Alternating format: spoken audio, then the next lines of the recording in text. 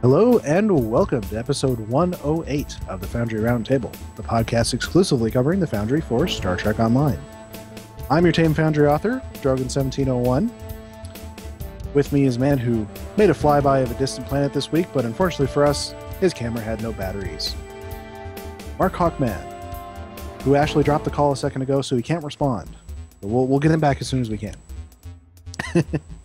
The person in charge of that, of course, getting him back will be Greendragoon, who was 99% off at Amazon today, and still no one would buy him. Yeah, well, I was like $100 trillion, so go figure. And our guest tonight, welcome back one of our regular friends, SirBoulevard. Always good to be here. So while we wait for Mark to come back and go through a little bit of news, first and foremost, most importantly, is good news to warm the hearts of millions, or at least dozens. The solution has been found to the object display problem in the Foundry's 2D map editor. Zero tweeted about this last week, including a picture to show as proof. She did say she wasn't sure when it would go live. She told me today that it definitely is not with Season 10.5. So not tomorrow, unfortunately. It's a real shame. But obviously we are ecstatic. It is going to be fixed. So we can all get back to building, even though some of us have been muddling through all along. Yeah, I know she mentioned that it affects quite a few files, and so it means that the QA on it's going to be a bit of work. We told Taco not to rub that balloon on his head near the servers, but... It was the hamster. The hamster can only take so much before it just dies.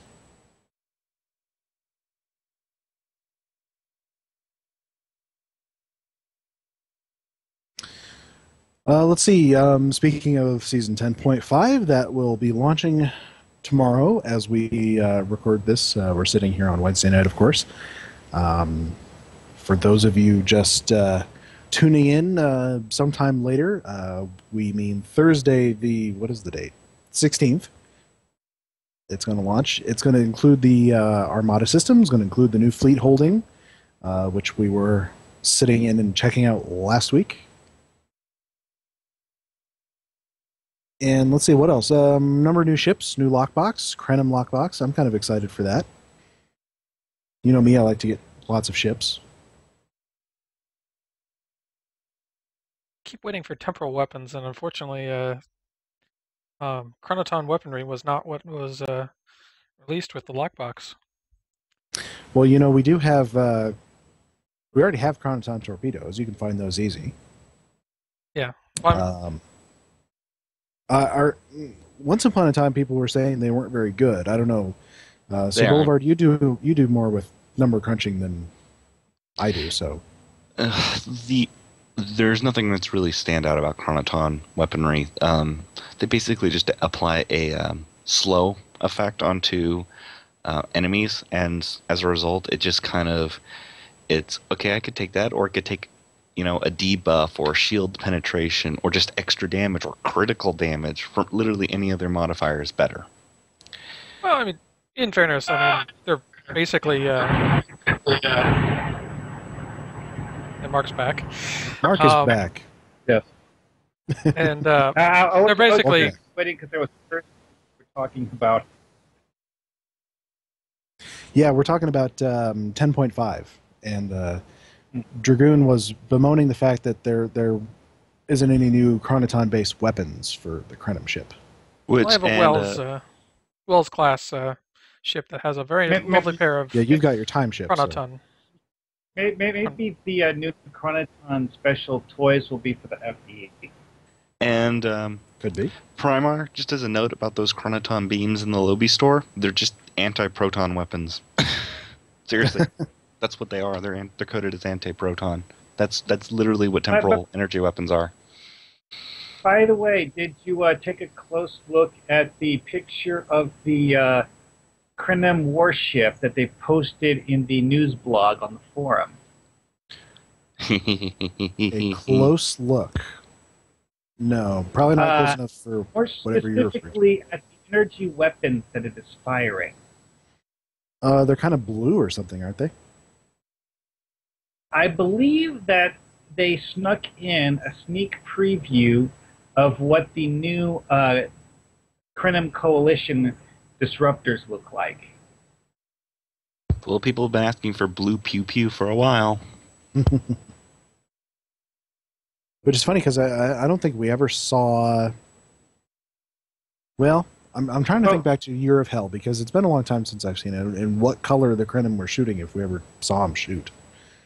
Well, I don't believe that these weapons are actually meant to represent Krenim technology, because the backstory behind the Year of Hell lockbox is that the technology included is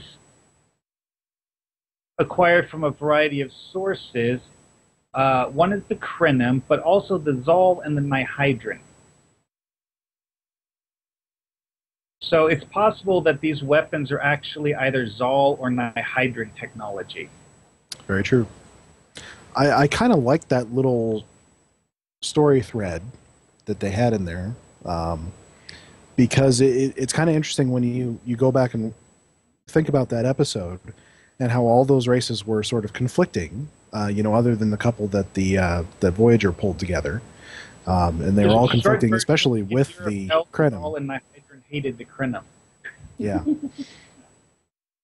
But now, when the reset button was hit at the end of that particular episode, and 40 years later with the Vaudouar and the Iconians being predators essentially out in that Delta Quadrant, now they're all working together. Sometimes all peace need is a bigger asshole to point guns at. There you go. Actually, truth is, as far as I can tell, the Nihydrin were not, in fact, I guess you could say, violent race, because there are only two conflicts that we saw them in. One is Year of Hell, where they were pissed off at the Krenim for mucking with the space-time continuum. And two was in one of the Borg episodes where, assuming that the Nihydrin are in fact species 10026, which and that wasn't just a reuse of their ship. It's possible Voyager did that a lot. It's possible that they were the same race, possibly weren't the same race. We don't actually have enough data to say either way. We do not. But assuming that they were the same race, then that's the only other time they were seen is when the Borg decided to assimilate their homeworld. Actually, now that I think about it, if that's true, then either the Borg didn't assimilate the entire Nihydrin race, or well, they didn't. In the episode, Queenie lets one of their ships go to keep seven in line. That ship only had 4 people on it. True, but we don't. But at least there's still some out there. Mm-hmm. Actually, one thing that just occurred to me is that you could relatively easily retcon it that this wasn't the Nihydrin homeworld, because one curious thing mentioned by the Borg Queen is that the population of the planet is about 30,000. Sounds like a colony. Does not make sense for a homeworld. I don't think we can bank on them being the Nihydrin, just because, Voyager was notorious for reusing ships. In fact, Star Trek in general reused ships all over the place. True, yeah. Interestingly, even when they went to digital, they still kept reusing ships. Hey, give you want the best example? They would repaint them if they were digital, though. True. It's like change the colors and stuff. Okay, you want the best example of it? Voyager at one point reused a non-canon ship from Starfleet Academy to represent a ship in like season 1 or 2. Really? Really. That's how cheap they got with their CGI. Well, of course, one of these reuses made it into Stowe with the Oh, now the name escapes me. The Turay. The Turay was a reuse in a slightly gray recoloring of Voth ships. Which, now, you I know think what? Stowe has kind of retconned it, like they bought them from the Voth or something like that. But Yeah, that was it's- not it. That was not in the Voyager episode.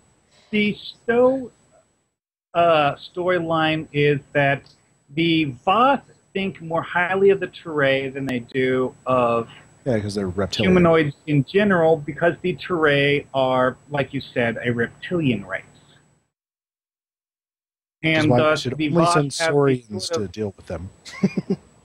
the Voth have a sort of half-baked alliance with them. Yeah. Yeah, they don't really make good on it, do they? In the end.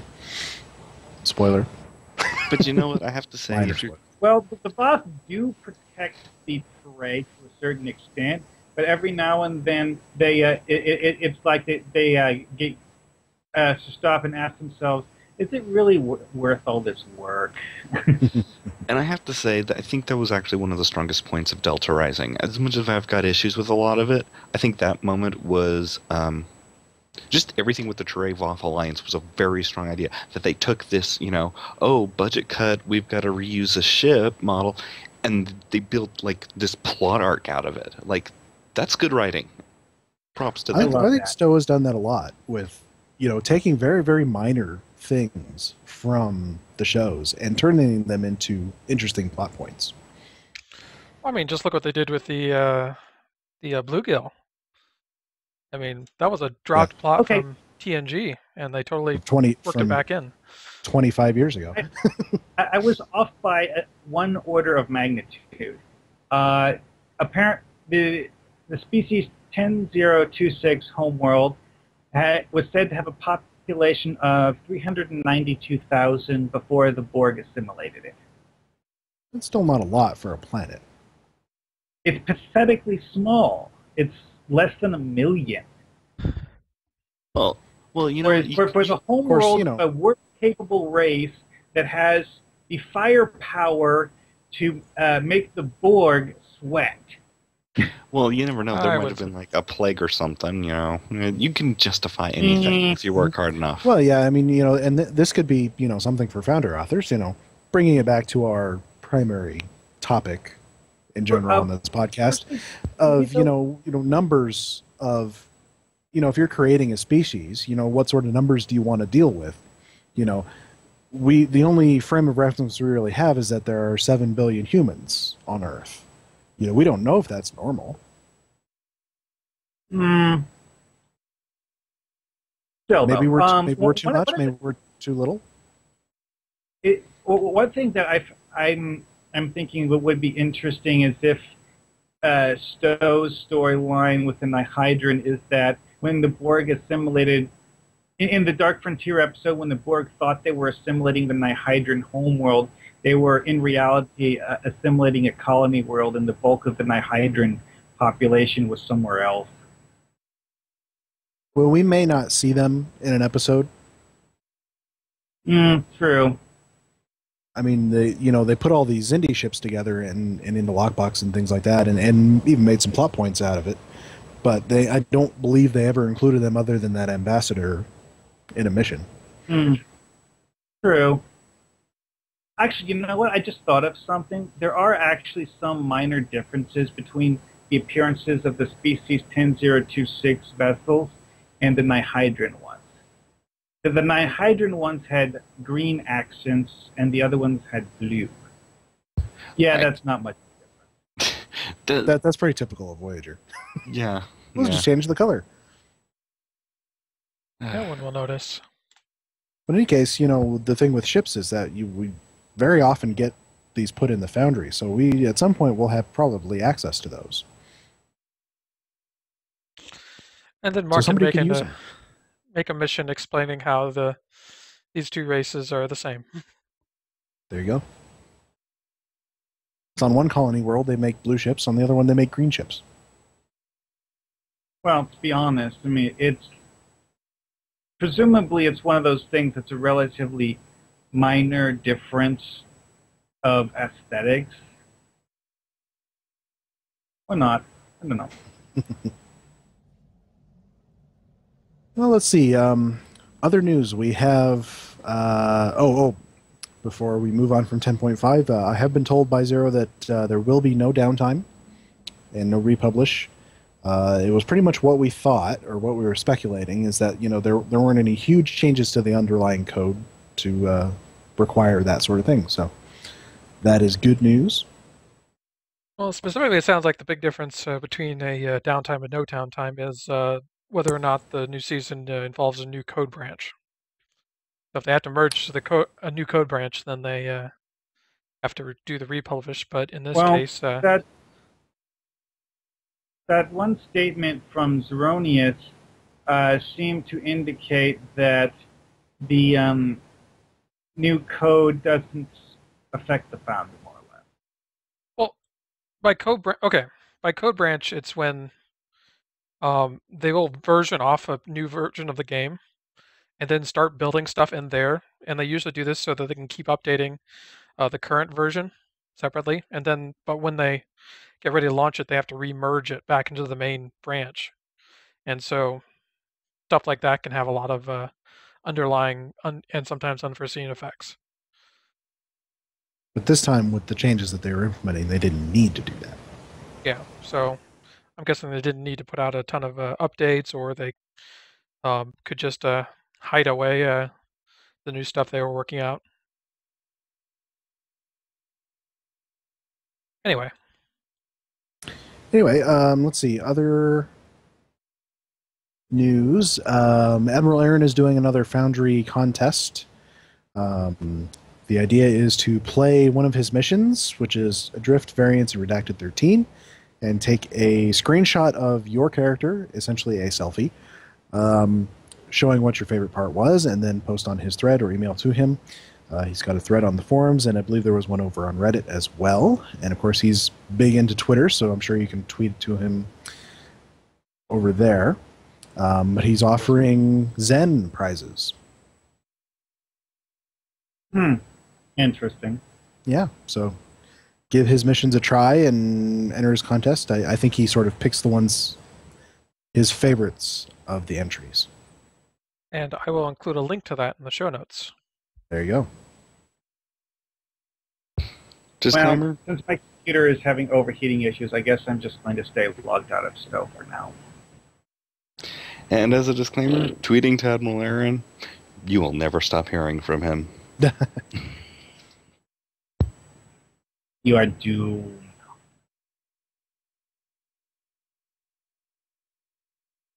All right, let's move on to what we've been working on. So, as our guest, SirBoulevard, why don't we start with you? Well, I've actually been gone from the game for about 2 weeks, so today I think you've got a mission that's pretty close to release, don't you? Actually, I got it released just before you guys came on with the pre-show. Hey, good time. Yeah, very good timing. I logged in and I realized, I should probably work on this now that the Iconian War stuff is starting to wrap up in the main game. So I was like, I should get at least one of my 2 Iconian War stories out now. So, I figure that they might wrap it up in game, but Foundry missions can take place at any time in the timeline you want. So, you keep making them. Oh, well, here's the thing. I've got stuff planned for afterwards. So for me, I was like, got to get this out of the way, and then I can start on new stuff. But basically, it's a follow-up to Catastrophe at Kate, but it's also starting to dovetail into. I've been working with P. Sutherland. He and I have been talking a lot about where he wants to take the Ascar from here. And I have another storyline that I'm working on, and so we talk together, and we're kind of merging stuff together. And since my stuff's already kind of, Greendragoon's characters have been showing up in my missions recently, it's kind of created this like timeline of missions merging into one thing that's beginning. Cinematic universe. Basically, yeah. Of Foundry missions. I'm kind of tempted to start up a new character from the beginning and then or have your list on the side. So whenever we run into a Foundry mission in between store or official missions, to play those and kind of see how it goes together. Oh, I'm gonna have to. I haven't updated that yet, but it has expanded since then. So yeah. I should say, we're referring to your thread on the forums where you were sort of compiling a timeline of Foundry missions as they fit in with the cryptic timeline. Yes, and actually the entire reason I did that was specifically for the thing you're talking about, bringing kind of all of our missions into this like shared universe thing. Because that was something I'd actually wanted to do for a long time, because it helps us keep track of the continuity, and it makes our writing easier so we can just play stuff properly. So you're kind of trying to build a Stowe expanded universe. Kind of, yeah. The other thing you should mention is you mentioned his ASCAR race, which, if anybody is not familiar with P. Sutherland's work, that's a sort of... Is it a single race, or is it like a coalition of races? It's a single race, but they are the government of basically... They start off in Stowe as the ASCAR Empire, but they are starting to change into trying to become a republic, and they've already done the name change and stuff. And he and I have been kind of talking about it, because I get on his case sometimes, because sometimes he writes them as a Mary Sue, and I go, no, you've had them do some really horrible things. They're not quite good guys. They have the potential for it, but they've also been kind of huge dicks. Yeah, the Depths of Nukara Prime is one of those where you aren't entirely sure whether you should help the ASCAR or shoot them. Yeah, and so... And that was the taste that was always left in my mouth, and I said, there's always a little bit of bitterness, but there's always a bit of, they could be better. So... What I really do like is how he's constructed this completely new race, which I think is something not a lot of us do, and not enough of us do, is, invent new races for the shared universe, and really go in depth with them and have them appear a lot, and build them up into something interesting. Does taking a race that had no characterization and building them up count? Yeah, maybe a little. I did that a little bit with the Boslegs, so, Yeah, and see, I think the ASCAR worked because they were even present in 2410, and he's written them as they're just on the fringes. They've just started coming into our territory. We've just started going into theirs. It's really the beginning stages of a relationship with them. Mm-hmm. And you always kind of got to do that with a new race like that, just because you have to somehow explain why is it nobody's ever heard of them up till now. Yeah. And I think Enterprise had that problem in reverse, where it's they introduced a few new races, and it's the question was then, where are they in the rest of Star Trek? Yeah. That comes later. That was actually one of my big problems with Enterprise, because you know what? I think a good example is the Tellarites. Because when Berman and Braga were running the show, the Tellarites showed up one time as a throwaway race, when all these new races were getting spotlights all the time.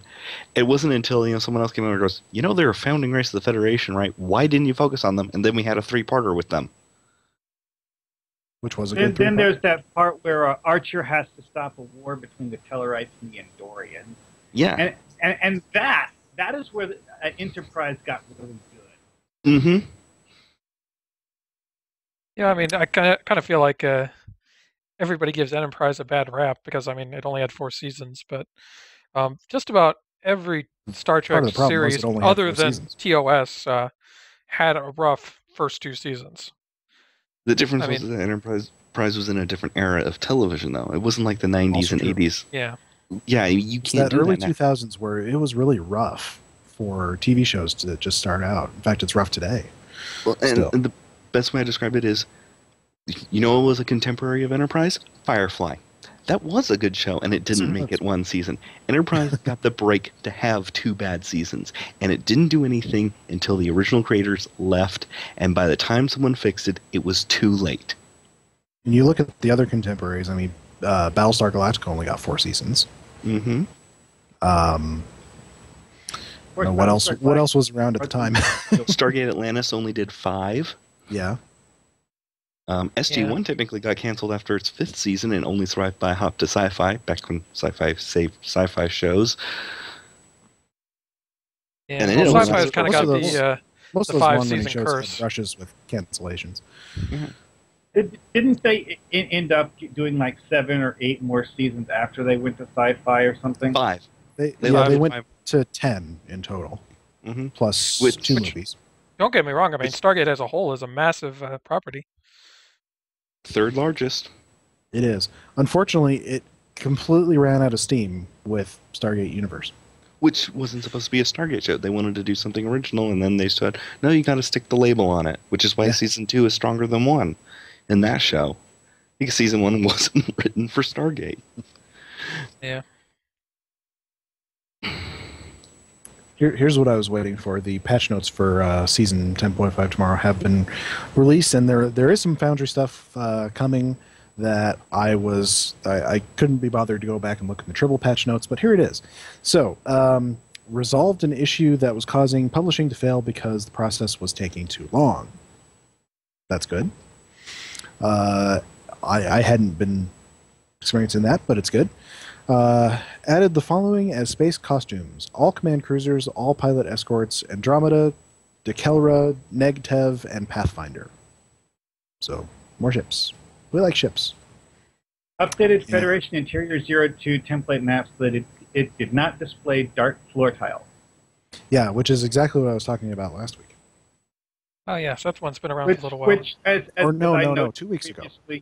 Is actually a matter of having certain parts of the map being shadowed instead of being lit normally, but whatever, as long as they fixed it. It was actually 2 weeks ago that I was talking about that, because we were doing our live play when we did our joint episode with Tribbles and Ecstasy. And person used that particular map. Oh, and there's a bunch of changes to general costume stuff that may or may not impact the Foundry indirectly. Yeah, Klingon stuff, and we have some belts and footwear improvements. I bet you that will affect our character creator. Hopefully should look better. Here's a really good one. If you make a character that's wearing a swimsuit, you can now add flowers to the swimsuit. I think in general they've been kind of trying to expand that whole swim category a little bit, make it a tad more flexible. Well, I mean, as originally released, you wear a swimsuit and you can change the color of the swimsuit. And oh wait, that's it. Change the Antares boot name to something more descriptive. Boot low heel. Okay. Let's see. Costume part Long Nails has been revised. It's available to other races such as humans, Klingons, and Romulans. And Long Nails been made available for beachwear. The way I understand it is they've kind of turned them into like French nails. Oh wait, this is something interesting. Is that apparently the Antares boot option was previously a Federation-only item, and it looks like they changed it so that it's no longer Federation-only. Well, it was kind of a generic item. It really was. Yeah, they were pretty just normal, basic-looking boots. Which of course means that now Klingons will finally be able to stop complaining about the fact that all of their boots have spikes sticking out of them. I like that change, personally. Hollow Lita has been updated. That's a big hint for the future. That's interesting. Hmm. Perhaps we're getting a little visit from... Chase Masterson? Chase Masterson. Yes. Well, the site that should not be named has mentioned that there is like a bunch of like extra dialogue for her that was supposed to be for like a featured episode series they scrapped. That was some of that crud was from when Chase Masterson originally recorded voice work for Stowe. And that was back when Gozer was planning on doing a featured episode, not a featured episode series, but an STF series related to the Augments. Oh, the Children of Khan? Yeah, the Children of Khan. Yeah. It certainly would have been an interesting thing had they ever done it. There's a very interesting thread over on the Lord of the Rings online forums where they have one or two devs basically talking about, stories of cut content from over the 7-8 years that game has been going. And it's fascinating to hear about the stuff that they thought about doing and started working on and never ended up doing. I think it's fascinating anyway. Plans change. I mean, surprisingly frequently. Oh yeah. How many Foundry missions have I started that I haven't finished or have completely thrown out the window or completely changed? And this is why we should be glad you're not a dev? Yes, exactly. Well, this was actually one terrible. of the most fascinating things about being a Diablo 2 modder, is that when you started modding the game and really got into the guts of the game, you would find all these bits of leftover stuff that the devs had been working on prior to releasing the game and had either decided not to implement in the finished version of the game or just never did anything with whatsoever. I mean, because in the game, apparently at one point in time, they had decided that there should be a mini quest for finding the key to the Countess's tower. But in the finished version of the game, the tower is this collapsed ruin, and you just walk straight in the front door. You know what? That's true. Go ahead, Mark. And there was a whole bunch of other things like that in the game. Like, they'd apparently been at one point considering having enemies drop body parts when you killed them. Like, like the quill rats would drop quills and assorted other things like that, which have pictures saved in the game code for Diablo 2, but were never used in the finished version of the game. That's true about every game, though, because I can think of two other examples off the top of my head from two very different companies who were going from two very different directions. The first is Bethesda with Skyrim. Was the quest with Mephala was supposed to be much longer and would end with Jarl Bolgruf's kids killing him. And it's entirely done. The quest is finished. And the reason it was cut was the testers went, no, this takes out the moral ambiguity of the Civil War storyline. And so they cut it. So they cut it and truncated the quest so that section of it was removed, ending the payoff. So that's why you seem to get... That's why you get the artifact so early, and it seems like this was a Daedric quest? No, it was supposed to be you... Because you can't kill kids in that game, so it left you with no choice but to watch someone who's been your supporter die. For two more examples of things along those lines, one rather infamous one from the Pokemon games is how if you use a cheap device to change the map that your character is currently located on, if you put in the right codes, it will cause your character to warp to maps that are not used for any purpose in the game. Like the Seafoam Island. Apparently the devs actually coded 3 or 4 more that were never actually used for anything in the finished version of the game, but remnants of them exist in the game code. And one of my personal favorite games, Space Empires 5, actually has several stellar object types, like, sun, planet, gaseous anomaly. Well, apparently at one point in time, the devs were planning to add comets and destroyed stars as unique stellar object types. If you try to spawn a destroyed star, it gives you a regular star instead, but uses a different pool of objects to create the star. Comets don't do anything. As far as I can tell, you can't spawn them. I've actually got another example. I was going to say, I got a great example, and it's timely. Is with this whole news about Pluto and the New Horizons probe, I went out to actual Pluto in Stowe, which I'm betting a ton of people didn't know that Stowe has a map of Pluto, as well as all other... We have maps of all the other planets. Yeah. When I did my mission in the Tribble Foundry, that was the Sea Lot Barbecue mission, I actually used the Pluto map as a key aspect of it. It's because the plot I was using was a Klingon scientist who's a liberated Borg, comes up with a way of tracking the locations of Federation transwarp gates.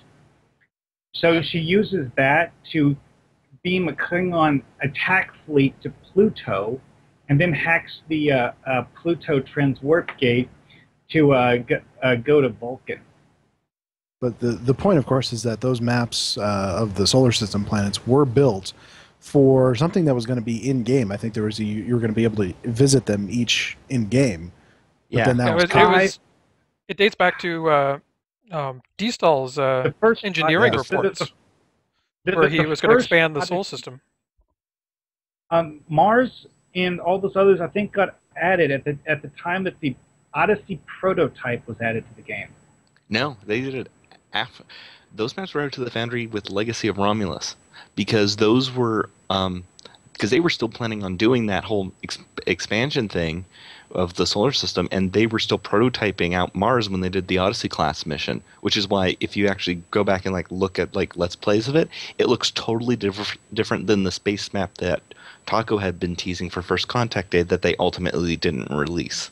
And I think the reason they I think part of the reason they ultimately didn't release it was they kind of scrapped that whole let's not do the whole solar system project. Well, I I mean, they tweeted ran Taco into today saying that he should update the texture on Pluto. Definitely. Give him more work to do. the hard Exactly. sell, considering That's it's what we love not to do. technically an official map. Yeah. Well, one thing that I have often pondered is I think that part of the reason why the devs went that route is the simple question of what would players have to do on these maps? Yeah, that's pretty much Yeah, why Yeah, I they. think they generally resist making maps where there's nothing to do on it. Generally. If you go to Endoria, the only thing to do there is buy commodities and watch the Endorians do Shine duels. That's literally the only thing you do on the map. And The Foundry. sort of useless social maps, the ones that were there, they date back to launch, and maybe they had something that they wanted to do there. That one and Old Ryza and other places, or maybe they just wanted them in game just to have some interesting locations, interesting social maps. Well, I think it's hard to Pandoria say. is supposed to be a PvP map. In fact, it Yeah, talks about kind of like Ushan Tor. Yeah, that would have been fun. Well, I mean, notice how when you beam down, there's that warning about dueling. Hmm. I think that's what that was talking about, is that other players would be allowed to attack you at random when you were outside of the restricted zone. I think it was a case that they couldn't get it to work for launch, and I thought, oh, maybe we'll get it working down the road, and a combination Never of they just bothered. couldn't get to it, or they couldn't get the tech to work, stuff like that. Or just Something eventually they Priorities shifted. Yeah. As often happens. Okay, so here's a question for each of you guys. Do you have cut content in your Foundry missions? Do you have a map sitting there in one of your Foundry missions that you started working on, and it's never been put in the mission?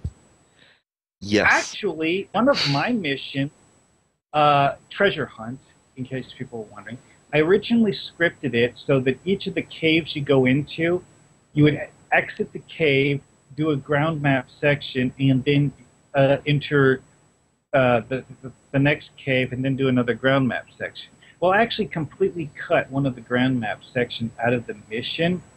Granted, this was relatively early in my development of the mission because the idea I had for using that section was just too awkward. Granted, if I was to go back and redo it today, it would probably come out much nicer. But back then, I couldn't come up with a good way of doing this. And so I decided to cut it and just instead of doing a ground map section for that part of the mission at all, I would just have the person skip directly to the next cave and then hop up in the valley somewhere else. SirBoulevard, you were saying you had an example? Yes, I've actually got a pretty big example.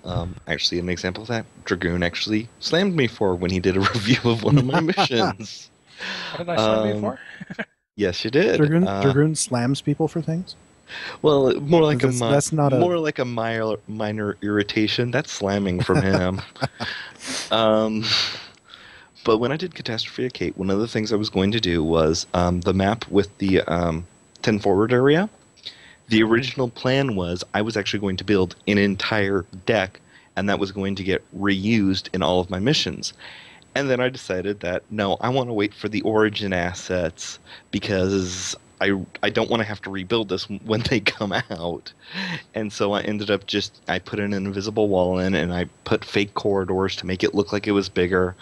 And, it gave this impression of, oh, it's a wasted potential. No, I'm holding off until I have the proper assets to do this map justice. So I have got something that I cut from part 2, actually. In earlier versions of the mission, you go from the auxiliary sick bay to deflector control, and then you go down to main engineering. Well, the original plan was that you would go to deflector control and then go down to the engineering deck and then make your way to main engineering. And that was actually where I was originally planning to have like all of the Jeffries tubes and whatnot. You had to crawl your way through, and I had this whole like side side trip planned where you free some crew members who have been captured and holding, and you get to meet a very perturbed Ensign Helena. But I think I ended up scrapping that plan because the bottom floor, or the lowest point that you can work on that map, is like super high, close to the floor, the actual floor of the map. So I couldn't sink objects far enough to build the Jeffries tubes. And honestly, in the grand scheme of things, the mission's long enough as it is, so I'm probably don't miss it. I will say that now you're making me curious about all that Ensign Helena dialogue. Yeah, well, basically, I kind of figured it would go along where she would just kind of sit there with a scowl on her face saying, "You shot me." And I might still work that into part 3. I haven't figured that out yet. In that case, we're in a crisis here. You need to get up and help me. But you shot me. Yeah, pretty much. You shot me again. I'll shoot you a third time if you don't get up. Well, that just reminds me of that scene from Stargate Atlantis. He shot me. I'm sorry. I'm sorry for shooting everyone. Yeah. Love it.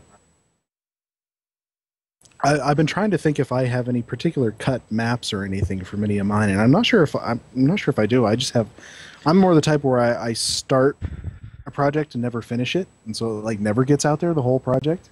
I think in one in particular where I think I've mentioned it before, where I started building. It was for one of the time travel Foundry challenges, where I started building this mission based around sort of like a Klingon prototype time machine. They were setting up their own sort of time exploration and conquest division, and you were going to be asked to test it, and you would go into this cave under under the first city that eventually transitions into an actual facility, and you go into this time machine, and I started building this and had this huge facility, this huge room that goes down many, many stories into the distance, and that was where I left off on that map. But it was going to be kind of cool. So you were going to go back in time, and then you were going to really screw something up, and you were going to attract the attention of the Nakul, the guys from the space Nazis from Enterprise.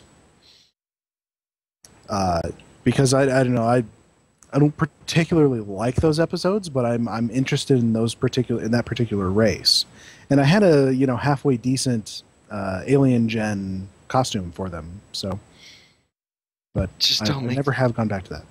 Just please don't make them time traveling space Nazis again, please. Well, time traveling space Nazis. Not space Nazis anymore. They were only that by convenience. Well, truth is, the reason why they're called space Nazis is that they decided to use Adolf Hitler as a patsy. That's really the only reason they ever dressed up in Nazi uniforms. That they came to Earth in a certain time period and decided that the Nazis would be the easiest people to dupe into doing their dirty work. I'm totally going to make a time-traveling space Nazi mission now. And I'm going to somehow tie it into the TOS Nazi episode. And now I'm just reminded of the pictures that Primar was tweeting me yesterday of NFL officials throwing out penalties for logical fallacies. Especially the one that says, Godwin's Law, too many Hitlers on the field. Well, that one's our fault with all the time traveling trying to kill him. I mean... But no, I mean, they weren't going to be space Nazis, but they were going to be the villain. And, you attracted their attention because they're a time-traveling race, and they know things about that, and they don't want competition. And so they wouldn't like the Klingons getting a time travel device. Especially not the Klingons of 2410.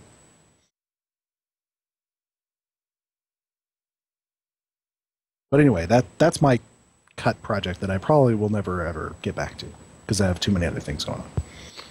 I'm going to say... Talk to me after the show, because I might have a way to make that uncut. I got a map of old Romulus. If you want to use the idea, take it and run. Yeah, there's actually a spot where that could fit in really well. Hey, all right, cool. I can go in. I can get you. I didn't get very far with it other than in my head, and I started one build, and the thing you were going to go back to as a test was you were going to go back to this, to a battle back in the Enterprise era, between the Federation and the Klingons. It was actually, it was a battle that was referenced somewhere, and I can't remember where it was, or the name of it, but you were going to go and witness this battle, and then the idea was you were going to try and hide behind a moon so you could just observe.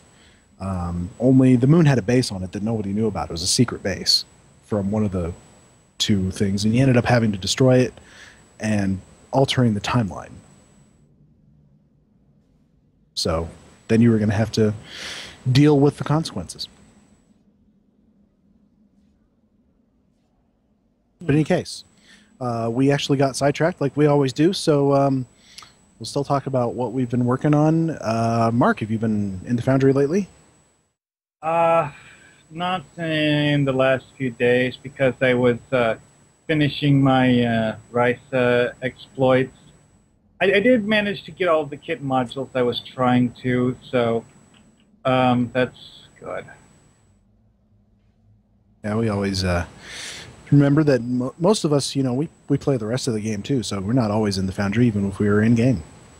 Well, my problem with the RISA event was that I more or less had to skip the first 3 weeks of it due to work commitments. And that, of course, left a relatively small amount of time for grinding out stuff. Of course. All right, Greendragoon, have you been able to tear yourself away from the Old Republic and get in the Foundry? Only slightly. I have been. I've got fixes into EVA resolutions, so I'm just about ready to resubmit that for spotlighting. If anybody wants to do a quick run of it and let me know of any typos or issues they run into. And kind of my last opportunity to make any changes to this before it gets re-spotlighted and I have to agonize over every typo. SirBoulevard, it just occurred to me that I don't think we said the name of your new mission. For people who want to play it. Yes, so my new mission is Dangerous Allies, and it should be in the review tab right now, hopefully not for long, and it's a direct follow-up on Catastrophe at Kate and Delta Flight. Awesome. And also follows up on P. Sutherland's Rise and Death at Mulrihan. So I have been pretty heavily in the Foundry lately, working on our new episode series that we're doing over at Starbase UGC. Obviously, we're keeping the plot between us for the moment, but the map I was working on was the one I was referencing last week that I was kind of taking inspiration from the J. Edgar Hoover building in Washington, D.C., which I learned is not going to be the headquarters of the FBI for much longer. I think they're moving to a new facility. Of course. That's a shame, I guess. But it's nice to have a new building. But in any case, I've been working with the technique of starting with one of the building assets. In this case, like the civilian buildings that's sort of tall and kind of like orangish with stripes on it. Starting with that and then building around it. So I've got pillars, I've got offices stacked on top of it, and I'm actually very, very worried that I'm going to hit the asset limits before I'm actually, because it's going to need some trigger work too. It's going to, there's going to need to be things appearing and disappearing, and I'm not sure if I'm going to have the assets left. So I may have to change my plans a little bit. I have to downscale. Well, build efficiently and look for places where there's like stuff you don't absolutely need. And Yes. of course, as we said last week, build only what you absolutely need to. Absolutely. You probably don't need to see the backside of this building. Yes, Captain P.F. Dennis is in our chat room. He says it's nice looking. Thank you very much, Paul. But I'm not going to show a screenshot of it here because we're going to keep that all media stuff for when we're getting close to releasing these missions. But they should be a lot of fun. We're doing a lot with sort of political plot lines and trying to bring a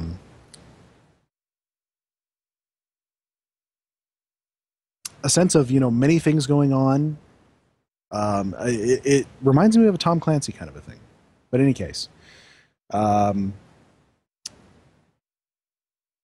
is the majority of what I've been doing. I'm excited to get whenever we get the 2D map back to working order. There's a number of sky castles out there in my missions that I really would like to finish. Yeah, and we'll make it a lot nicer for that. Yeah, that bug is pretty much the only reason I haven't finished my third part to my series, because I'm doing a custom map and it's just too complex to. Mm-hmm. I've been building this whole thing, which I should say, this building that I've been working on is a sky castle. I mean, the whole thing is completely custom, set high above a ground map, and it's been a bit of a chore to try and build it.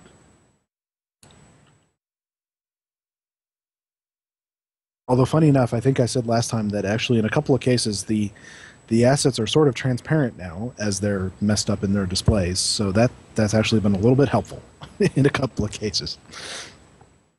I know with once this buggers get fixed, I'll definitely be jumping back into part 3. I've already got some sketches of map layouts I want to do. Woohoo, part 3.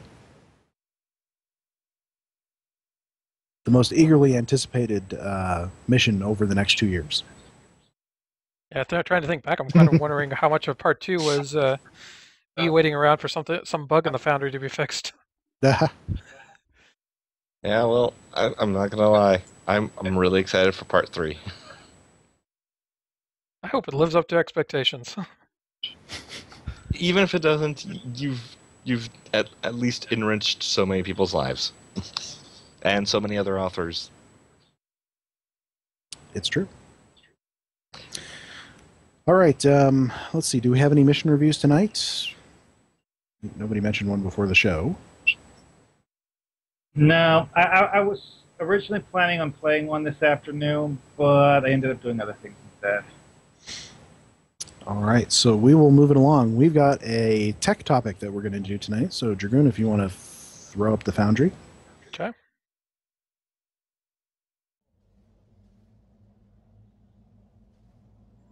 Want to talk amongst yourselves while I transfer over?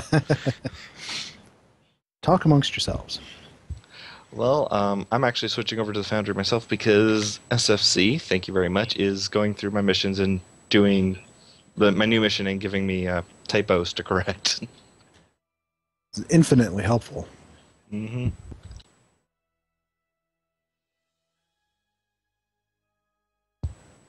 We should all be so lucky.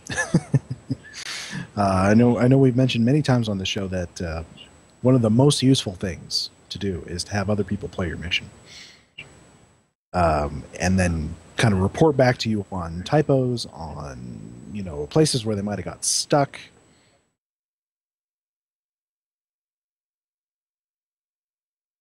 all kinds of things. So, Sir Boulevard, got a question for you. We've discussed this a few times on the show, but I think not when you've been here. So, how do you come up with titles for your mission? Honestly, I start with puns, or they just pop into my head. I mean, when it comes to titles and so forth, I tend to be really generic with my titles. Like, if you notice, a lot of them are either phrases or puns. I've actually run into a few times where I'm planning on using a title, and then Cryptic takes my title. Well, Yeah, that's a pretty common thing. Well, one thing that I often do is to make at least a preliminary title that I usually don't change later, that is in some way descriptive of the core aspect of the mission. I mean, in Treasure Hunt, you're looking for ancient relics. Granted, you have to wander around through Borg crap to find them, but you're looking for ancient relics.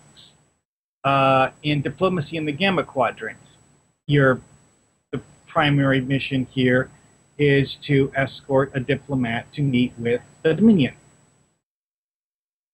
Darkness Between the Stars, you're exploring a dark matter nebula, trying to find a spaceship that suddenly appeared on sensors, and people aren't exactly sure what it is, and they want you to go look at it.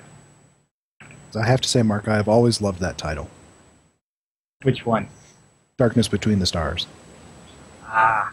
I think that is a great title. I asked because one of the things that we're discussing over at Starbase UGC is what to title this new series. And on Purity, it took us a long time to come up with that. And we went through all kinds of different derivations and, how were we going to structure each title so that the series was consistent. And it went up to like a week before the first one came out, and we still didn't have a title for them. So I mean, it was the hardest thing we've had to do. But I mean, on my missions, it's usually not. When I'm just doing it, it's usually not very hard. But when it's a group project, it gets a little bit harder.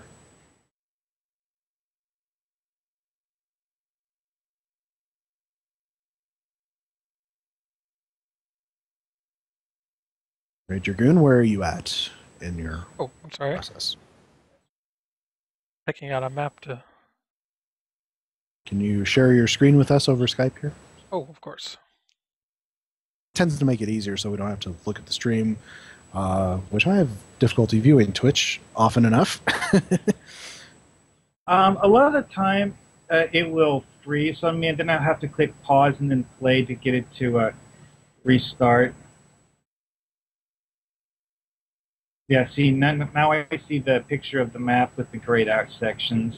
That will be fixed tomorrow. Yes, that's...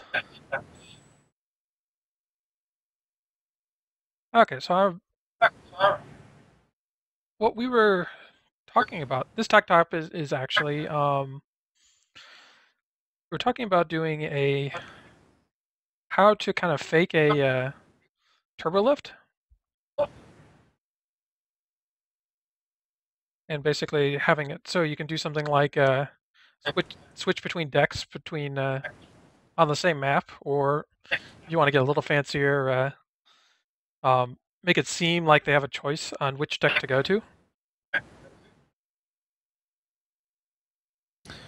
Well, I to start with, I can show you my really quick and dirty way to have a turbo lift that goes from one deck to another. Okay. So you're in the hallway there. Hallway is good. Grab the turbo lift asset, Federation turbo lift, and yeah, place it down so it goes across the hallway. You might have to test it to see if you got it correct. Okay, that should be good.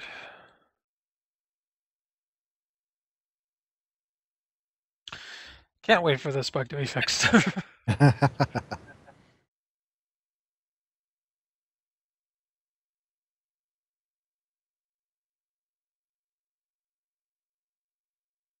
Alright, that did pretty well for there.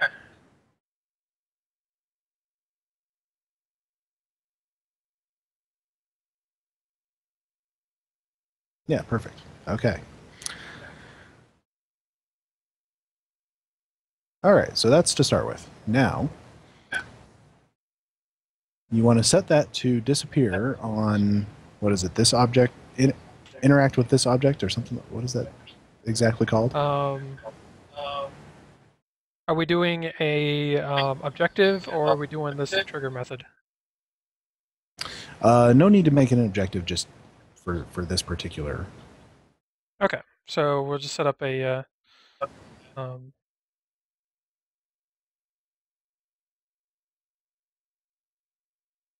it would be a component complete. We just pause for a moment. Mark, we're getting some feedback through your speakers. Odd. Shouldn't be any sound coming through them. Maybe it's the bugs outside. And we're hearing our own voices coming back at us. Yeah, it's definitely static and electrical interference and feedback. All right, so Yeah. So you got to interact there. all right, so yeah, I've got basically I've got the turbolift set to disappear when the invisible object here is triggered. Okay.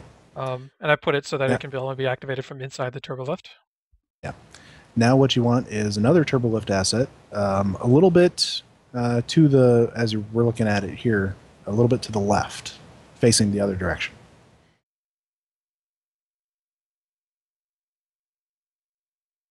And you want to set that to appear when the object is interacted with.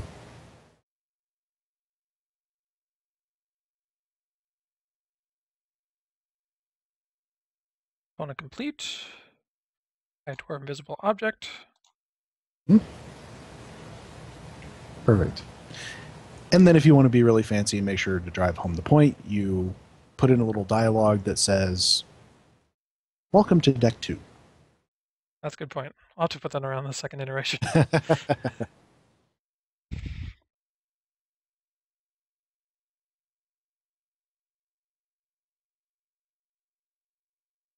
Okay.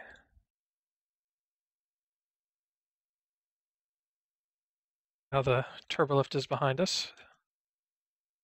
We can continue forward. Yep.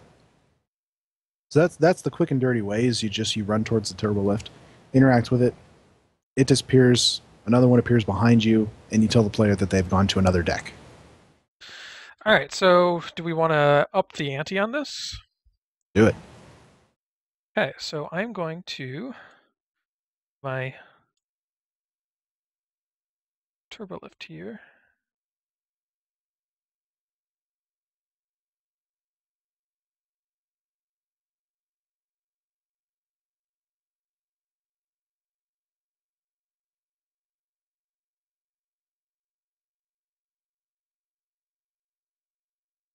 Down a base. Okay, so I'm doing it out in the open space here, so I have a little space to do some custom work.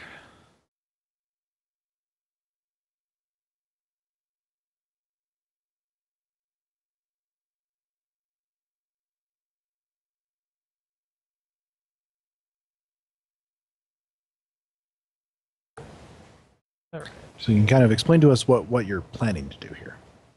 Okay, so I've got it in this open space, and the reason I'm doing it here is because I want to have room to do a custom layout.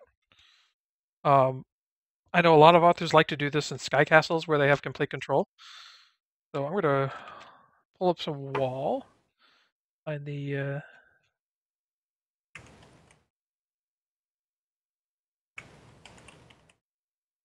there it is, generic ship wall 03. Always fun to try and place these with out being able to tell where they actually are. Okay, so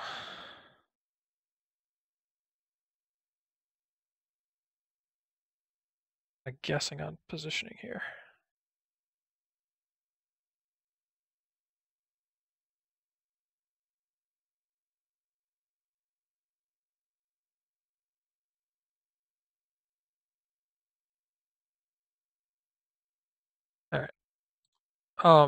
So what I want to do here is I'm going to turn this into having just one deck that you can go to, is that you can actually choose which deck to go to.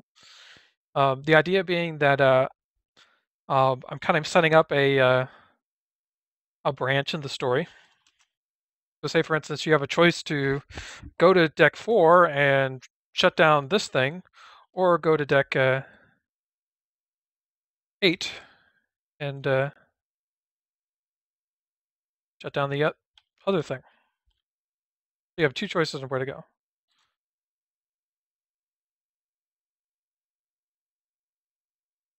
Okay, so it works pretty well. You can see things changed. It looks like you a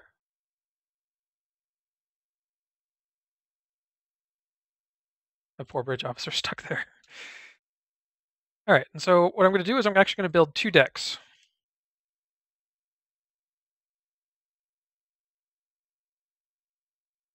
Guys, so they intersect.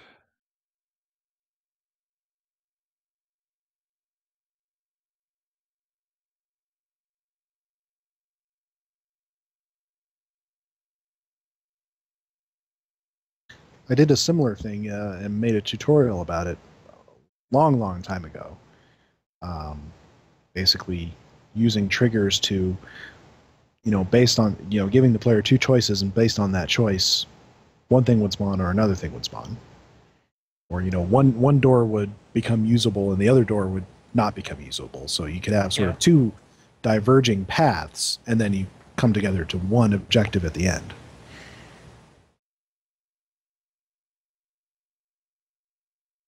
Really wish I could see what I was doing.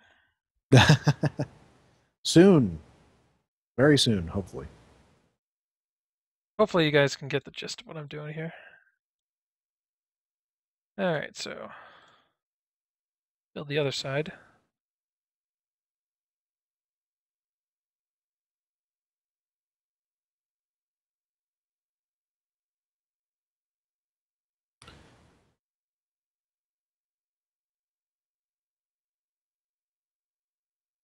So as you're building here, there was a forum user this week who posted in the general area. He seemed to be new to the Foundry, or new to playing, and had several points of feedback. And I think most of these were answered in the thread. But I thought we could. There were good discussion topics. So the very first one is, and there's obviously the caveat that everybody builds differently.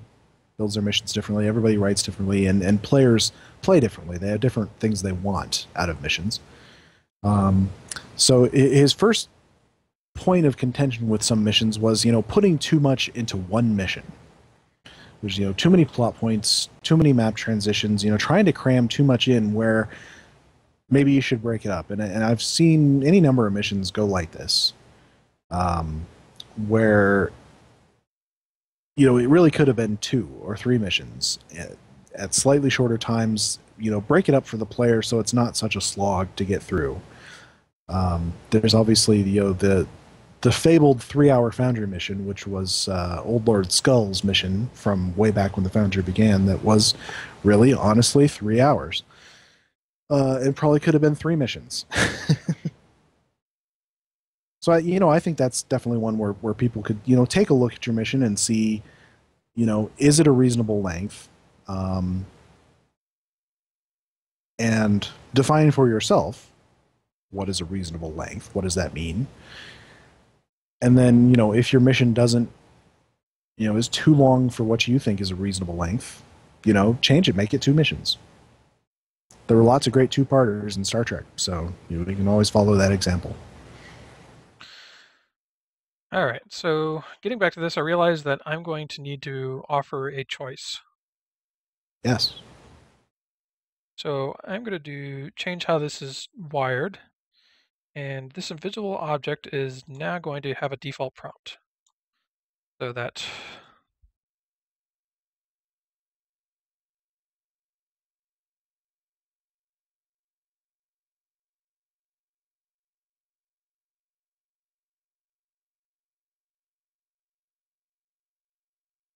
please state your destination.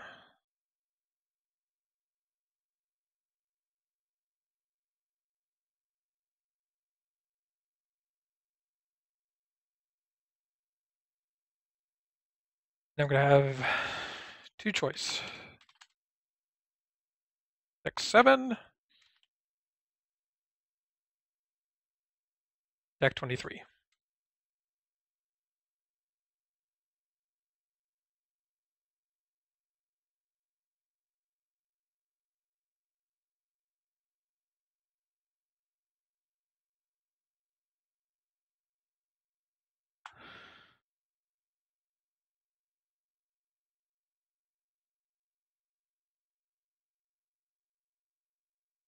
And you're going to need these next two dialogues to make sure that you have something to trigger off of. Yes.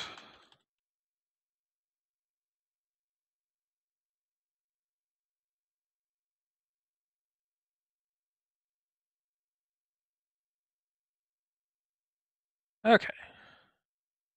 So yeah, these are going to be my two triggers.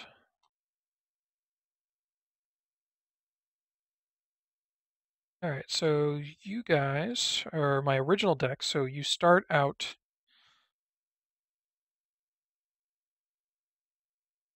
Actually, it occurs to me.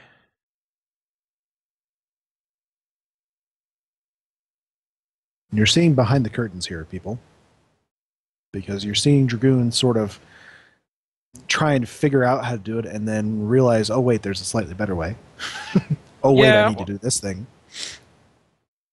Well, fun It's thing definitely is, the life of a Foundry author. I think I'm going to need a third or another dialogue.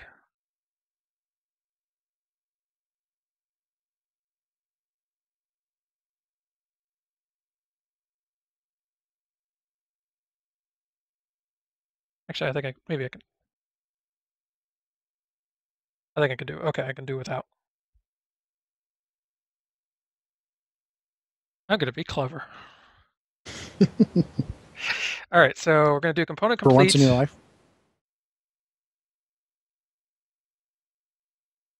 Okay, component complete off the visible object, which, fun little fact, will not occur until after the dialogue is complete that is attached to it.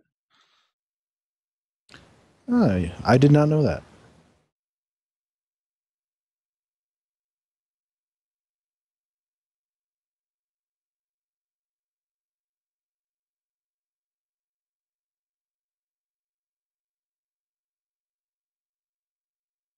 Actually, now that I think about it, we need to do that because I only need them to disappear if like 23. And I should probably explain that what I'm thinking about is I want to make it visually obvious that of your choice. So I'm going to do one deck in the more traditional starship wall design, and I'm going to do another deck in the more this more utility-esque wall design. So deck saying like deck 23 is like an engineering level. So it's going to be an obvious that when you go into deck 23, you're not in like deck 7. They don't look the same. Okay. So these guys, we will disappear on dialogue prompt reached deck.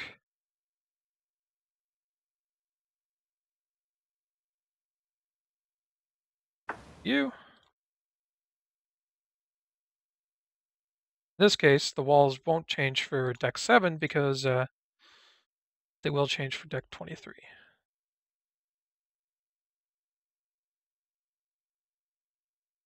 All right, you. So okay, so our initial deck stops here at this turbolift. So everybody past there going to have you not appear unless deck 7. This seems like a good time to mention that this is one of those things where carefully choosing names for the props is a must because it helps you remember which version of the map each prop will spawn on. And Mark is absolutely right. Another piece of advice that I would have for folks is to figure out the things that are going to trigger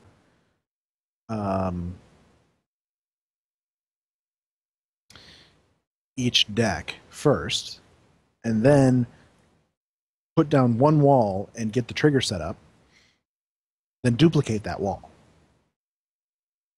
This makes your life a little bit easier.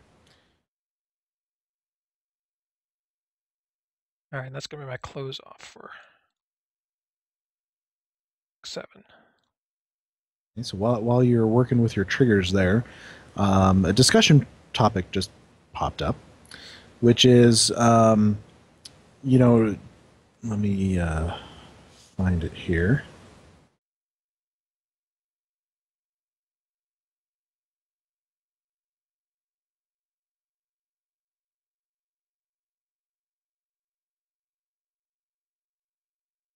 Okay, I'm not exactly sure where it is, but you know, it's the question of, should you use hero ships in a mission? Should they make cameos, things like that? I see no reason why you shouldn't. Yeah, don't have to worry about any likenesses issues. The one that's coming up is because I was the one who brought up the topic, was SFC was just giving me final feedback on my mission, which is being republished right now with typo corrections. There's a battle towards the end of it, and I put in, I was putting in, you know, a bunch of ships that were disabled and had moved off to the side from the battle to do repair works, and 2 of the ships were the Pasteur and the Aventine. And he made the suggestion, well, why are these 2 ships here? You know, it'd be nice if, you know, the Pasteur was replaced with the Noble, and then you can have the callback to Project Nightingale. Or, you know, why not have the Rainmaker instead of the Aventine, so you're not implying, you know, Dax Scudder's ship shot up. Well, yeah, I mean, it depends on how integral it is to the plot and things like that, and it depends on, if you're going to use one, make sure it doesn't get blown up. In this case, I didn't blow any of them up. I did disable the Aventine, but it was damaged. You know, it's a battle against the Heralds. Stuff like that happened. Hey, and even great captains like Dax are going to get their ship shot up a little bit here and there. Yeah, and I told him, you know, it's a war.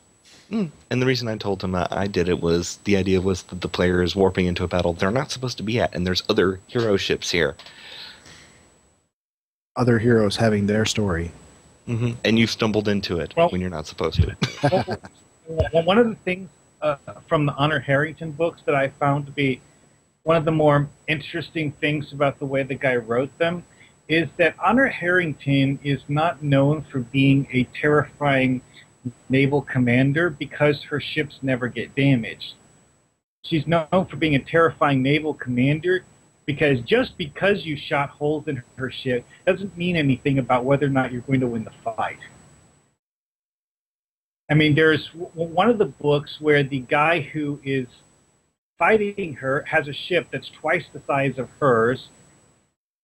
Granted, it has somewhat older technology, so she does have a technological advantage, but her ship gets shot to pieces during the fight, and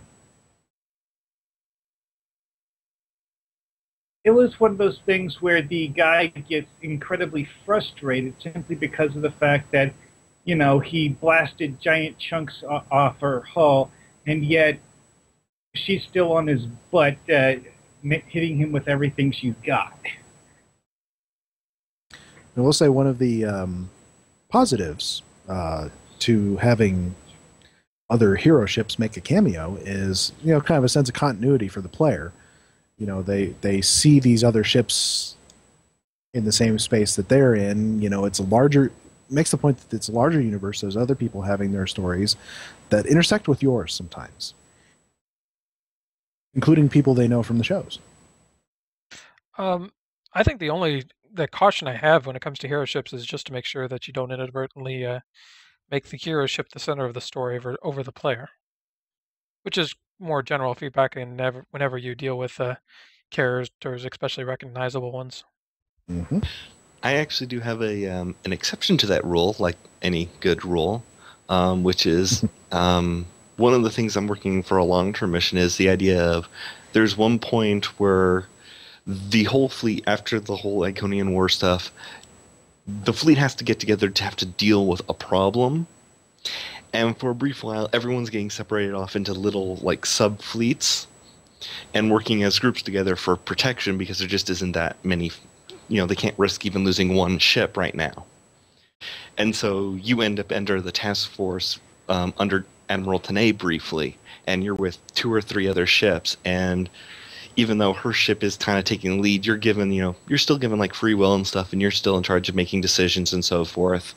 But you're second in command of this task force. You're not the captain this time because just as a nature of the mission you're on.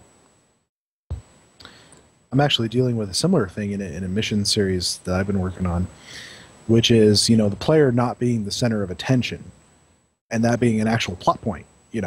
The player is not happy about it, and neither is their captain. All these other ships are being sent out on dangerous assignments, and the admiral in charge is like, "Hey, I didn't ask you here. I don't want you here. You're here, so I'm going to give you something to do, and you're going to do what I tell you to do, which is almost nothing." But it turns out that the assignment that you're given turns out to be the pivotal one later on. It's kind of like that stereotypical thing from the movies, like, hey, Captain, come in here. I have a very important assignment for you. Guard the rear. Someone has to. But sometimes the rear is where the important things happen. Well, see, of course, the reason for guarding the rear is just in case the enemy tries to attack. Yeah. Of course, if they do try to attack, well, bad things are going to happen. All right, Dragoon, you're testing here. What have you got for us? Okay, so I'm going up to my turbolift. I'm trying the... I see your choices there, deck 7 and deck 20-something. 23? Yes. Oh, and now I'm on deck 23. You'll forgive my gaps in my walls again. I was blind while I was building this. But you can kind of see the gist of what's going on here. Yeah. Particular set of walls spawned. Yes. And if I reset the map... Make the other choice.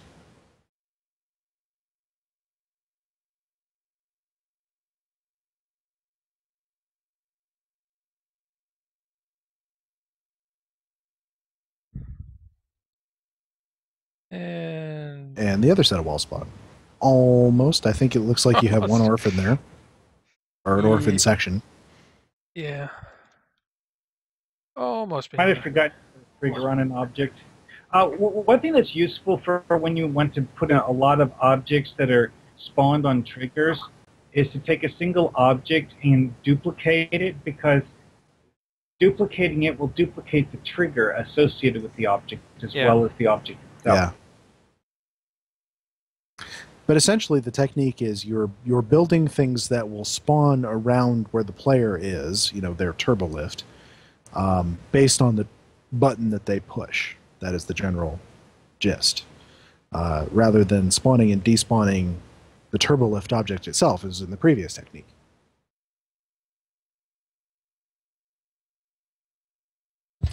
And you can take that to, several variations on this.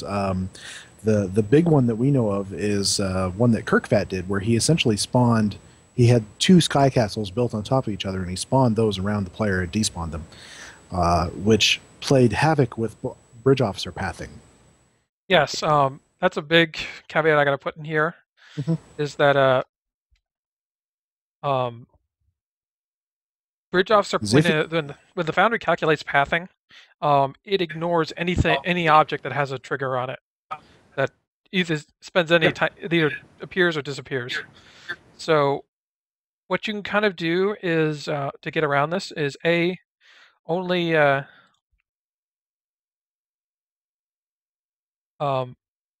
despawn sections as absolutely necessary. So for instance, if they take deck 7, they're pretty much going to go this way. They're blocked off here, and we'll go this way. So this section right here doesn't really need to be triggered since they'll never see it on deck 23. Whereas if they go to deck 20 or 27 or 23 or whatever, they'll never see this section. So these don't need to be despawned. Well, one thing that I would like to point out is that you can, if it's a section of the map that you're going to not have people walk through on a different version of it, but you want people to be able to see that version, you can add invisible walls in the same locations as regular walls. The catch is, of course, you can only do this if it's a situation where you are not going to have someone walk through that area in the version where the real walls are absent. You won't be able to see the invisible walls, but you'll still hit them if you try to walk through them. Yeah, you can. This will cause your boss to path around the invisible walls. And that would be useful for NPCs as well. Say you wanted to have groups of NPCs wandering around each of these two decks that we're on. Put some invisible walls in place of the things that spawn or despawn, so that the wandering NPCs won't wander out of where they're supposed to be. Alright guys, so I gotta take off for a bit. I hope I will be back before the end of the show, but if not, I'll say my goodnight here. Well, thanks for joining us, as always. Alright. Once again, yeah, see you soon. Well, we have about 20 minutes left or so. Yeah, so I mean, you can kind of see where I can outline the walls and use them to kind of act as a spawning. Like I said, this would be easier if I could see what I was doing, but you get the gist of the action. The technique sort of reminds me of things they used to do, like on the original series or on the I think in the motion picture or Wrath of Khan, one of those they did, where essentially, you know, the camera follows Kirk into the turbolift. He has a conversation with somebody while the turbolift is going. Well, on the other side of the closed door, the film crew, is moving the set around so that it appears different when the door opens. But they don't have to stop the camera rolling, because the change all happens on the other side of the closed door. So it opens up again, and it looks like it's a new deck. It's really interesting, the sorts of practical effects that people came up with before the days of CGI. Oh, yeah. Some of which are actually better than CGI simply because of the fact that it's quicker. Practical effects. As Scotty would say, the more you overdo the plumbing, the easier it is to stop up the drain. Exactly. You notice it's an interesting sort of trend to go back to practical effects these days. I mean, the new Star Wars movie is making a big deal of how it has practical sets. The little ball droid, sort of the new R2-D2, although actual R2-D2 will be in it, but the ball droid is actually a practical effect. It's a little thing you run around with a remote control. You know, it's not a CGI character. Yeah. Although there will be CGI stuff in it. One of the more interesting sets of convention pictures I've ever seen was a group of people who decided to dress up as Daleks for a convention. So something I kind of wanted to point out in this scenario is you'll notice that both of my decks end in the same spot. With this turbolift, I don't have quite centered. Centered. Yeah. The big deal here is that what you can do is you can basically offer a branch in your story. So they go to one deck, do a set of particular tasks, which you have set up as triggers, and then the final objective in both cases is reaching this turbolift. And it looks like they've gone through two different decks, but they're really ending up at the same spot, so you can have the same exit point or the same final objective. Yep. And in a much you could even do go one step further and have a thing at the end to go to the other deck, whichever one they picked. It will then spawn the other deck so they can go through that and do a task there, and then get to another ending point. So you go through either deck, but you make your choice as to which one you go through first.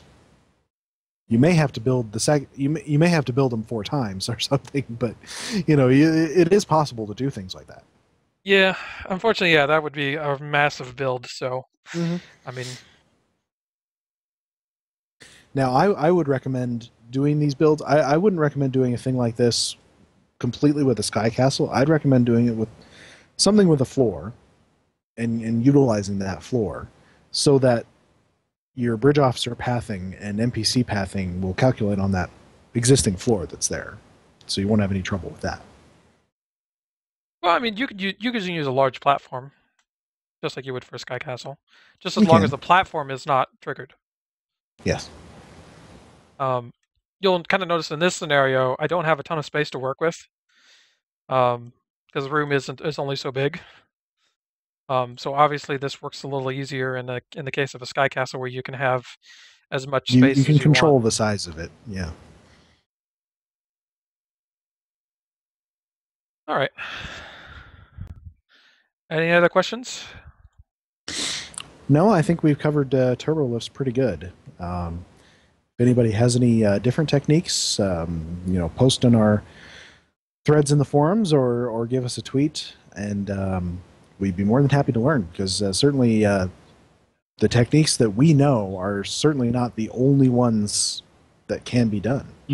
We're always the only ones I learning can stuff. think of are basically just variations of what you guys already did. Because what we did here can work with a pre-built interior, or it can work with a completely custom map like the ones that Kirk did.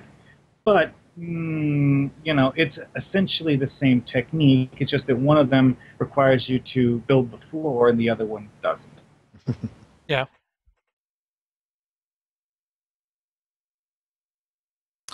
So there were a few other things that were discussed on that thread I mentioned before. So the next one is walls of text. And we've all run into this sometimes, and we all fall into this. Exposition. A lot of times we have to do it. Sometimes we feel like we have to do it, and we didn't completely. But I think, and even actual professional screenwriters fall into this. They need exposition. They need to explain what's going on. But there are ways to make it so it's not just a wall of text. So that you're not just throwing paragraph after paragraph at the player, making them read just reams of stuff. You may love what you wrote, but the reader is not necessarily going to do that, and they're not going to necessarily love the format. So my advice is break it up a little. If you have a section where you're doing a lot of exposition, you're explaining a lot of background, break it up a little. Break it apart, have the player go do something in the middle of it, have to interact with something, maybe go click a console, or, go shoot something, and then come back for the rest of the exposition. So it doesn't feel like it's just a huge meal. Something I like to do I've definitely seen a few missions that had annoying amounts of dialogue. I remember one where it literally had you read the journal of a guy who was kind of nuts, and you literally were reading a book about what this guy had done on this planet that you had gone to, and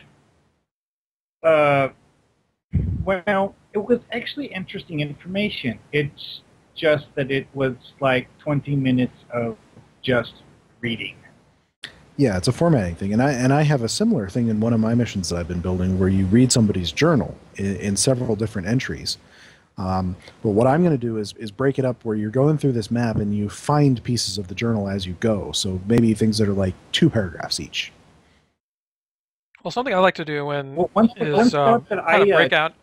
break down my exposition into little bite-sized chunks. So not give them the info dump all at once.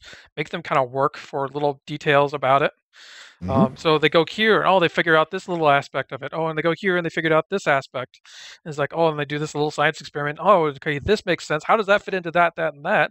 And then then by the time you get to the ending of it, you kind of do the grand reveal. It's like, oh, it all fits together. Yeah. Well, one idea that I just thought of is that since you're reading a journal that you weren't meant to read? Maybe have your science officer working on decrypting it or something? Yeah, you can break it up that way, where if you go do an objective, you find this thing, science officer says, I'll decrypt this, sir, and I'll get back to you when I have something. You go do a few more objectives. They said, I've decrypted a couple paragraphs, here they are. Do another objective. I've decrypted another couple paragraphs, here they are. I was just thinking about something. Is one of the few instances where I've really wanted to read a journal in a video game is the game Myst, which I'm sure a lot of people have played. Of course. It's a very popular series of games. And I was just thinking about that, and I was realizing the reason that works is because other than those journals, the game is incredibly devoid of any context. So it's almost you're treating the journals as a way to feed their curiosity in a way that's not being satisfied any other way. So in a way, it's kind of mentally rewarding the player for reading those journals because it's helping them get context into an otherwise situation they don't have any context for. And I'm wondering if that could work in a Foundry mission. Well, isn't the premise of the Myst games where you sort of wake up in a kind of a fantastical world and you have no idea how you got there, you have no idea what any of it is, and you have to figure everything out. Yeah, and you're basically... Well, one game I played a long time ago, I don't actually remember the name of the game. It was this old DS game that literally, it's like one of the first DS games. One of the amusing aspects of the game is that in the game you have this device that stores data like a PDA, except that it looks exactly like the original Nintendo DS. Anyway, though, one of the aspects of that game is that you would often find journal entries about things that had happened that if you had never played the game before and didn't know anything along about the storyline of the game, when you find the journal entries, they make no sense whatsoever. Why? Because you, as the player, do not have the proper context to interpret the journal entry. I mean, so you'll hear a guy talking about how he created this thing to do something, and you're like, what's that? I have no idea what he's talking about. Then, eventually, later in the game, sometimes much later, sometimes shortly later, you will eventually find out what the journal entries are talking about, and in some cases, it would have puzzles that required you to use information from the journal entries you read, not necessarily something you read 5 minutes ago either.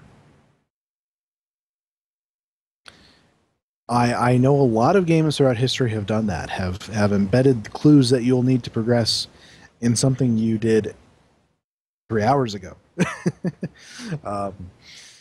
I would say personally, I don't think I would do that in a Foundry mission.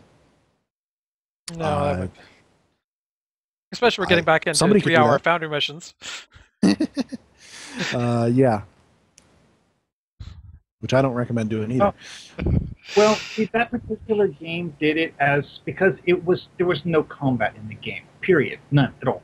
It was strictly a puzzle-solving / story game, and they needed to add an aspect of the game to make it have some sort of a challenge beyond puzzle solving. So you needed that aspect of collecting the information you needed in order to proceed through the game. Because a lot of these things would be things like, like this hint that when you go to a certain map, there's something that you can click on that's not immediately obvious as something that you can click on, et cetera, et cetera. Like, there's this one map where you walk up to this gate and it has a set of numbers, and one of the hints is that the gate is opened by a sort of a combination lock, but the numbers that you see that look like a street number is actually the combination lock, and you need to move these numbers to a specific combination, and that would open the gate. Now here's a question for you. Tells which number. as far as game design goes. Are these pieces of information that you pick up as you play that will come into play later? Can you review them? So you come across something that has a combination lock. Do you have to remember what that combo was that you found earlier, or can you go back and find it again?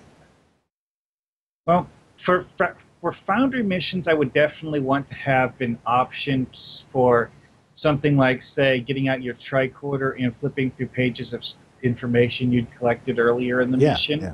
May I make a suggestion? Sure, go ahead. That persistent ops button that we demoed a few episodes ago. Sure. The That's one a great where place for it. You start it and then it has no exit. You could totally do a do that as an access your tricorder. Yeah, I'd say if I was building a mission like that, I'd want something like that. But I know not every game that has had that kind of format has had that. A lot of them you had to remember yourself. But in games like that, usually that's what makes the game challenging. It's True. not it's not a side component. It's like the core of the game, I guess. Mm-hmm. Absolutely. I'm remembering, this brings to my mind one of my favorite sort of levels from a game as far as design goes, which is from, let's see if I remember the full title, Vampire the Masquerade Bloodlines, which is a ridiculous series of titles, but it is a good game.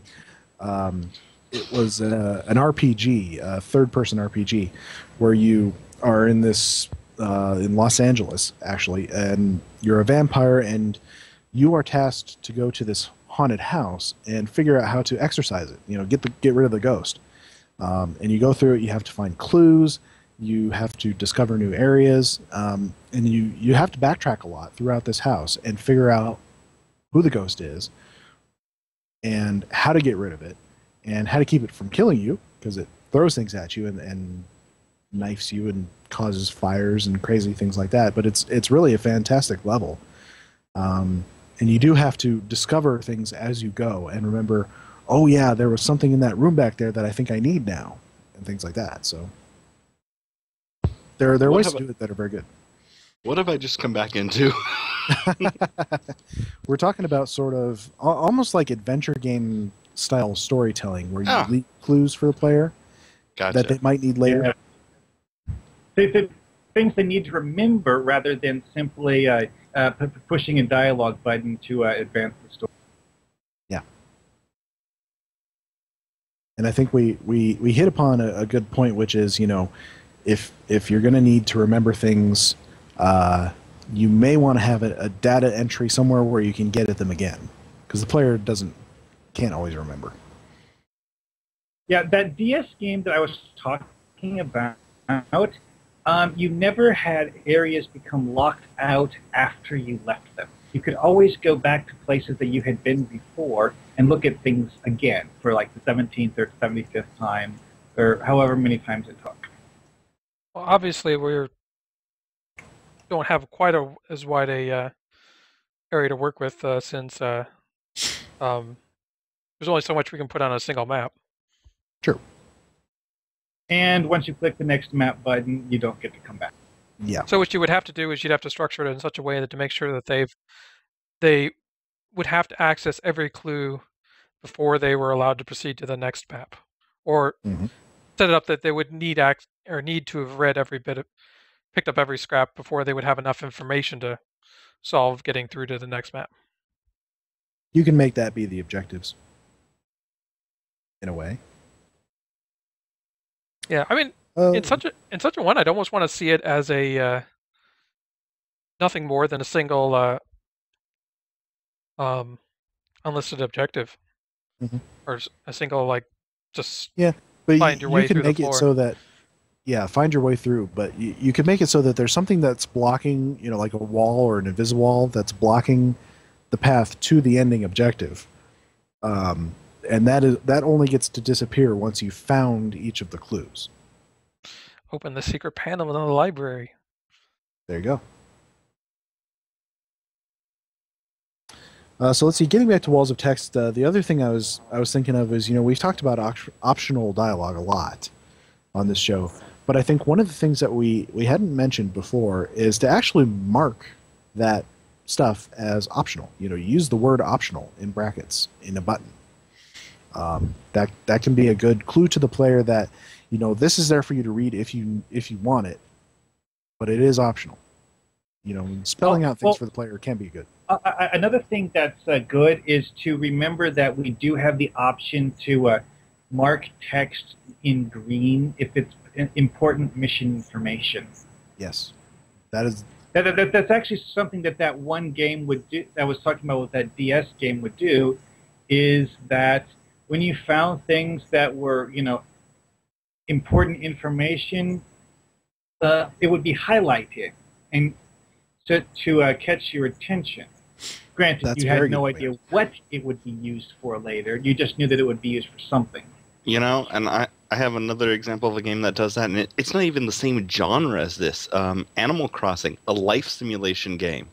If there's an event going on and they're giving hints about who you need to talk to, they will, put it just in dialogue and make one word stand out, highlighted, that you won't understand the importance of for like days or weeks in real time later.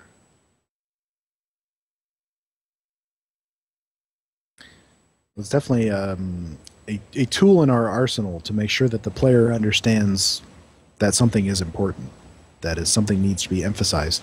I wish we had more of them, like italics and bold and things like that. I wish we had more of those tools. Or tags and buttons. Maybe 6 or 7 color options instead of only 2. That'd be nice.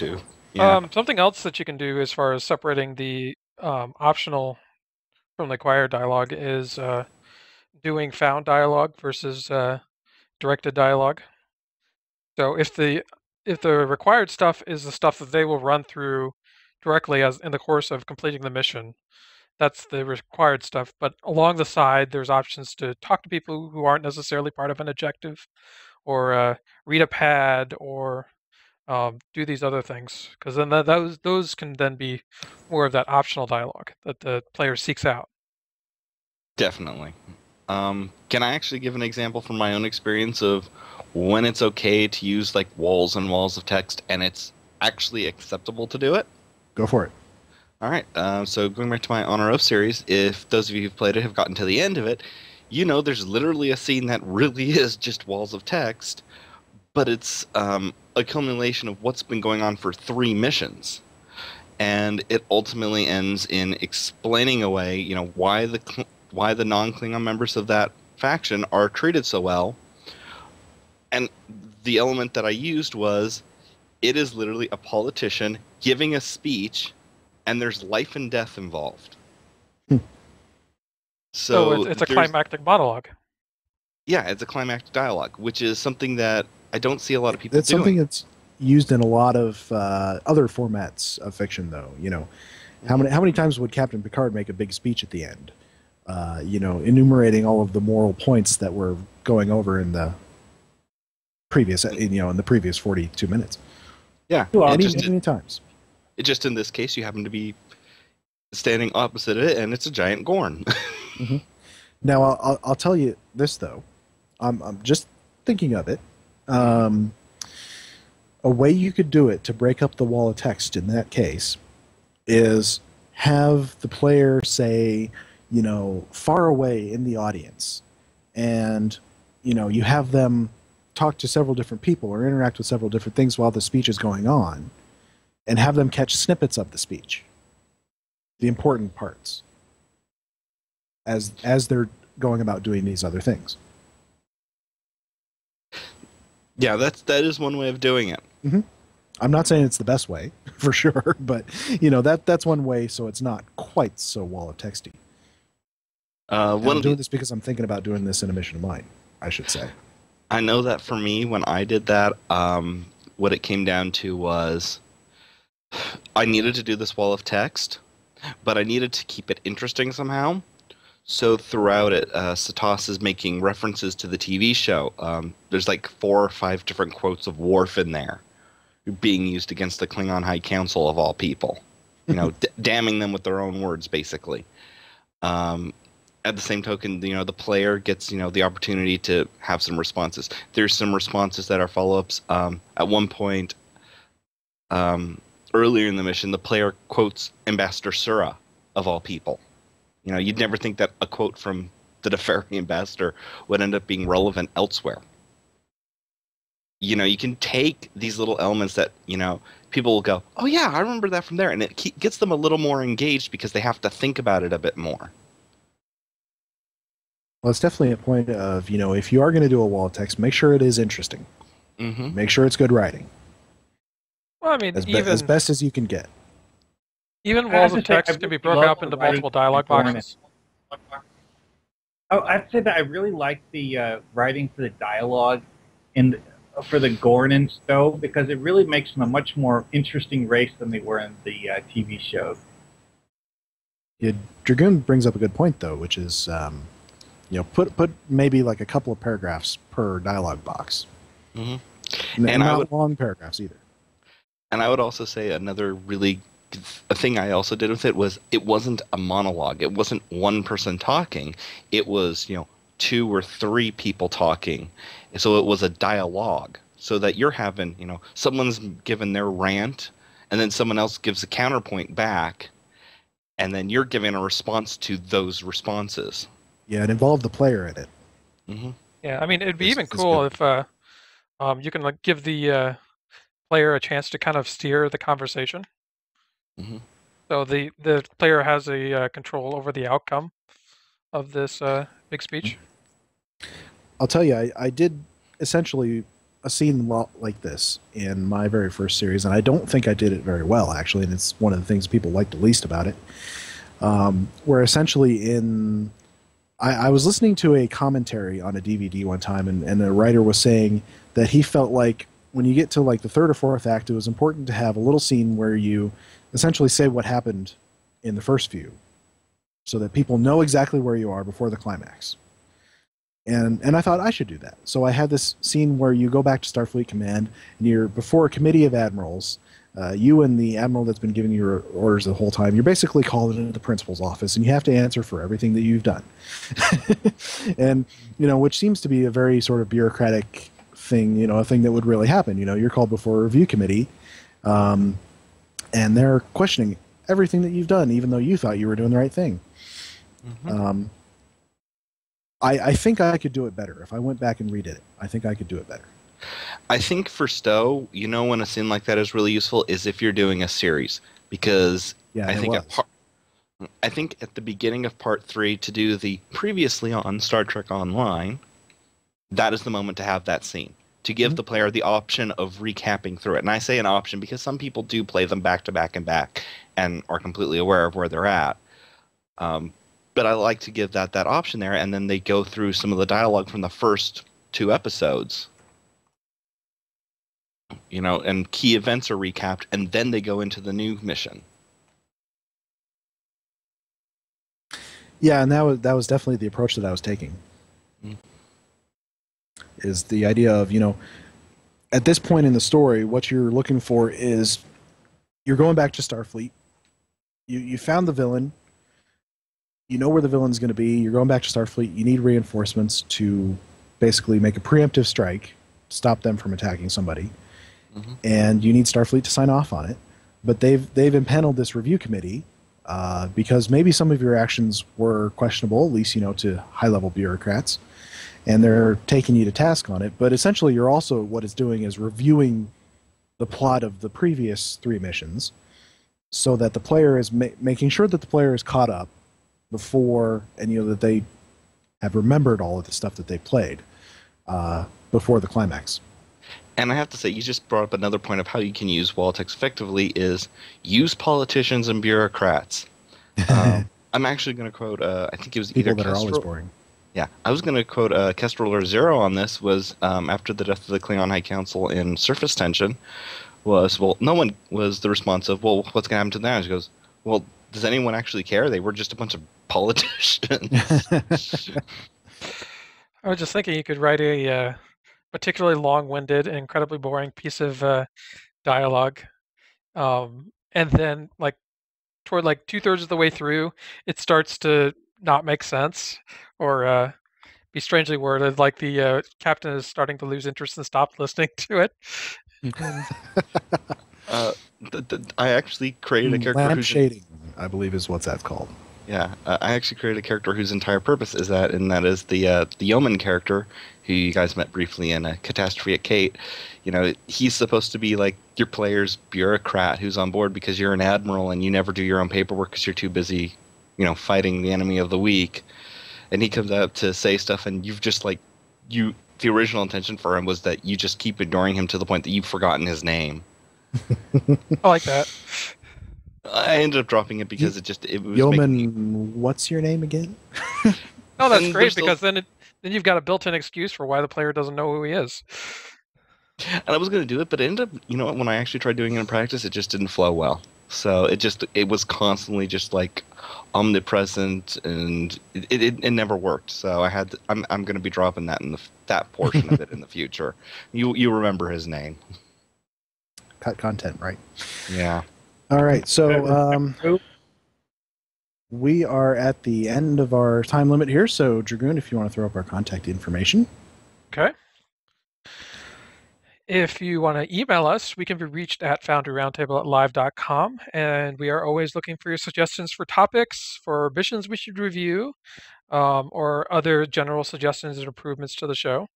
You can send them there. You can also find us on Twitter at foundryroundtable@live.com. Jorgen can be reached at Jorgen1701. Mark can be reached at Markhawkman, and I can be reached at Greendragoon. And SirBoulevard? I can just be reached on Twitter at SirBoulevard. It's probably the most reliable way to get a hold of me. It's also a spelling test to see if people know how to spell Boulevard. Mm-hmm. I do know how to spell Boulevard now. We'll find out in a minute because we're going to put up our credits. So everybody say good night.